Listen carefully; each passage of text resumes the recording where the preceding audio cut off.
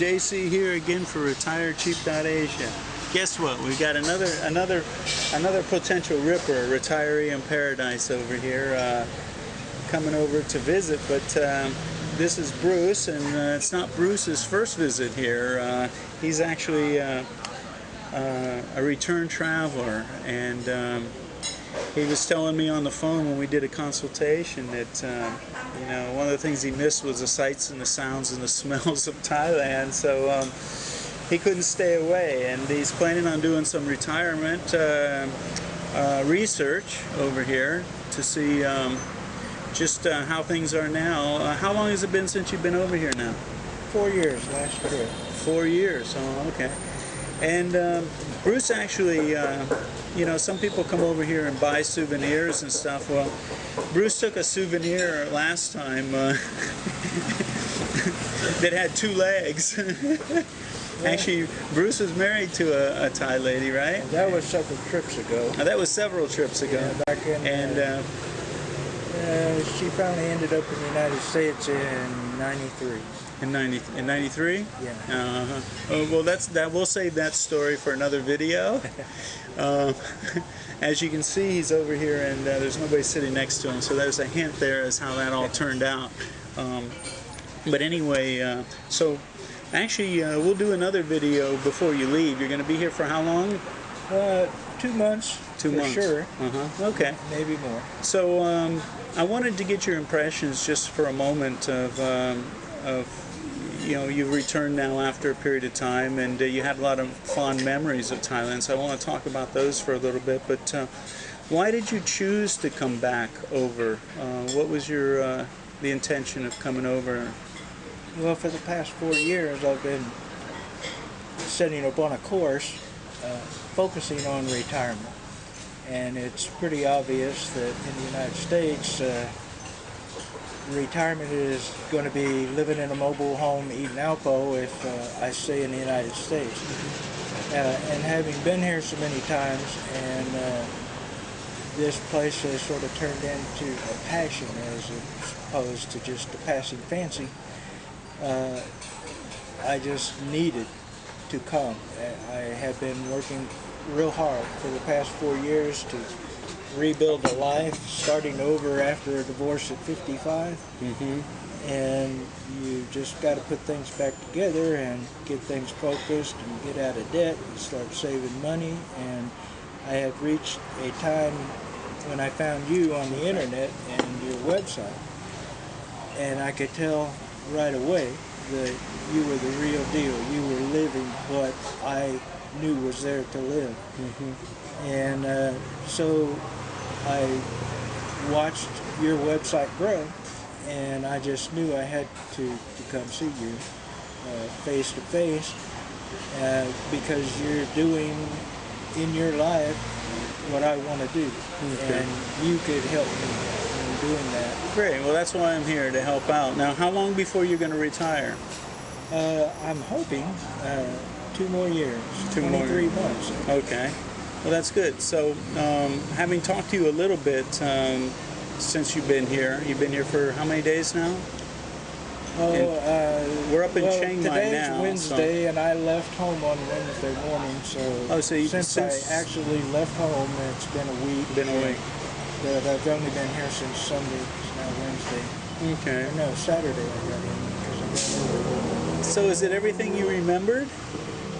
Yes, it is everything I remembered, and it's every time you come, it's less foreign, less exotic, more like home, more comfortable, easier to snap into place and time here, and easier to snap out of being at home and the expectations that you have at home. And so now you're going to help me procure a motorbike here, and yeah, I'm going we're to start actually about my other goals here in town of some dental work and seeing the doctor and further research and you know, what it's like to live here, not visit and take tours and ride elephants and that type of stuff. Yeah, well, that's what I've actually that's what I've tried to say before. Is and one of the ways I'm setting up the membership site is exactly like that. Is for that. One is to decide that it's something that you want to do, and so people need to come over, watch the videos, decide to come over, check it out, do a little research that way, and just see if they feel comfortable. And then the second phase, I think there's like 3 phases. The second phase would be, okay, so to make this a reality, what do I need to do to make plans to make that a reality? And then the third one is that once you actually make the move over here, how to settle in, get driver's licenses and bank accounts and all these things once you're here. So for me, my opinion is you're already in phase 2 here, and you're actually now creating the plans to do that. And while you're here, you're accomplishing some other things. And on your list, you said we're getting you a motorbike today to rent to be able to get around. But some dental work you wanted to have done, which Rich, I did a video with Rich, who was here a few weeks ago, and he got his dental work done as well over here. So the dental work, and what else was it on your? Just have a good physical, and I have a friend back in the States who's advised me that a colonoscopy is a thing for a 60-year-old guy to do. Yeah, it would be a good idea as well. Your past video, I've got $85 for that. Yeah, it's a good investment for 85. Could save your life, and save you a lot of money if they, because from what I understand, polyps, from the time you develop a polyp in your colon, it takes 6 years or so before it can become cancerous. So any time during that time, if you cut that thing out, it saves a lot of grief and agony for sure. And the affordability factor is, even with insurance in the United States, it would cost absolutely way more than people what it put was this stuff here. off back home, and they really shouldn't. This is something that really you need to keep up on, and so it's affordable to be able to do that. And it's one of the reasons I think it's really beneficial to be here. You can keep on top of all these medical needs, whether it's dental or colonoscopies or physical, your heart and stuff like that. I've gone in and I had physicals before here, and they say, look, you're borderline diabetic. I was overweight by probably about 25, 30 pounds at that point, and they said, you need to drop some weight, and your heart's working a little harder, your blood sugar's not good. So it was good. I had that information, and I did something about it. So that was good. So that's great. So what was it that you missed the most while you were back home thinking about it, and you appreciate the most while you're here? Well, how long do you want this video to be? Because that can take a bit. Because it's about lifestyle, a total conceptual thing. And one thing that you talk about in your videos, and it's so very true, is the psychological and what was your term for it? I forgot now. Psychic income? Psychic income, exactly right. That is just, America is just so sterile in those human relationships that happen so easily here. And not just easily, but naturally. Yeah, natural. That's a good word for it. Naturally. As it should be. That's right. With a human, you should have human contact. And that's, in America, we're just so isolated. And my advice to Americans is sell your TV. Don't even own one. Get rid of it. Yeah, can I give them just a little, we're going to go into, before Bruce leaves, we're going to do a video that goes more into detail of some of the things he's doing, because now Bruce, I talked to him on one of my phone consultations with him, and at that time he told me about some of the things that he's doing and he has done to prepare for this. And so, the strategies that you're employing, and you asked me about that, what I thought about, and I told you, the strategies that you're using to make this a reality are really good, and I'd like to, pass that on for some people to think about. Bruce sort of divested himself of a lot of the encumbrances back home that were not only, would be maybe an encumbrance from moving here, but also to be able to save money. And so Bruce changed jobs and everything and became a truck driver. And he lives out of the truck, so he's able to save money Plus he has a lot of downtime that's required at being a truck driver that allows him to do research. And so he's been doing research now on information about investments and creating retirement income, investment strategies. He's got a house or two homes that are being managed by a management company, and so his strategy is to be able to get rental income from the homes and create a little residual income in a number of different ways, plus a retirement income which you'll be able to pull in a few years. So with all those together, you're going to be able to live real nice. And so you're planning now to make that a reality. And I think that's really, really smart. And now coming over here, you're going to get a good feel for, like, sort of, I always say reverse engineer it. Look at the videos, come over and say, okay, how much would this lifestyle cost for me to be able to stay here in the where I would feel comfortable, you know, the home, eating the types of food and whatever. And then say, okay, how much do I need to have on a monthly basis to make that happen? And if you do this 2 years before you retire, then you can set all that up and make it a reality. And that's what you're doing. And I want to commend you on that, because you're putting the right effort into the right places to make it reality and be comfortable over here. It has to become more than just a passing fancy to you. It has to be a goal that's focused on, and you must create action. That's good, yeah. Towards that goal. And you make mistakes, and you go down blind alleys, and you back up, and you learn from all that, and you say that you pick new goals, and then you go after them. But the internet's such a wonderful thing. You've got so much information out there, and some of it's not very worthy, and a lot of it, like your website, is.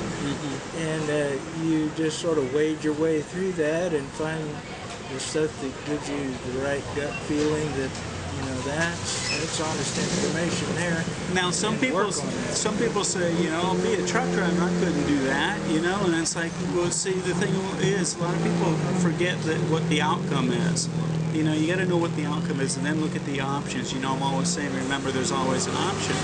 Know exactly what it is the outcome is, and then say, okay, what are my options to getting there?